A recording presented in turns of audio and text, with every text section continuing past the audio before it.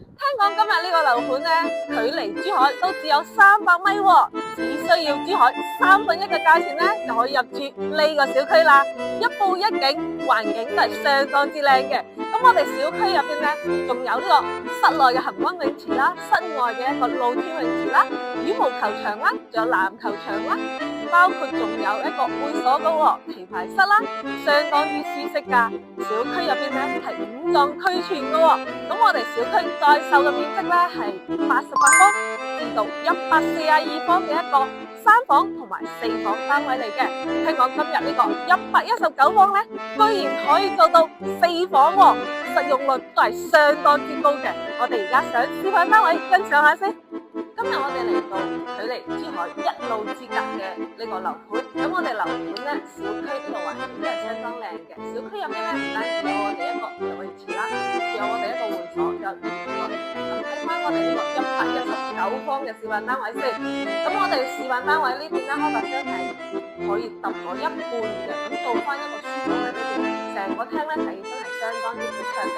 咁我哋呢個樓盤咧，距離我哋港珠澳口岸咧都只有10幾分鐘嘅一個路程嘅。咁我哋去到我哋一個拱北口岸咧，都只有9公里；去到我哋呢個南寧華發商都咧，都只有4公里嘅啫喎。咁我哋呢個單位咧，實用率咧都係相當之高嘅。咁所有嘅飄窗位置咧，都係揼晒俾你嘅，相當高嘅一個使用率啊！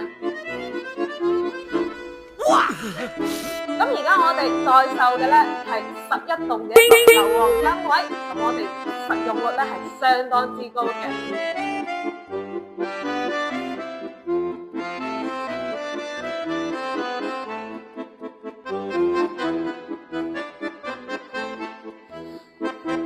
包括我哋入戶門呢邊咧，呢個贈送嘅咧，呢個花園咧係有5個平方嘅喎，119方居然可以做到4房，實用率係咪相當之高咧？咁我哋而家呢個樓盤咧都只需要1萬3千塊嘅一個單價，價錢咧都係相當之吸引嘅。咁我哋咧仲係精裝現樓交付嘅一個標準，交付標準咧都相當之高嘅喎。咁中意嘅朋友仔咧一定要留言俾我啦。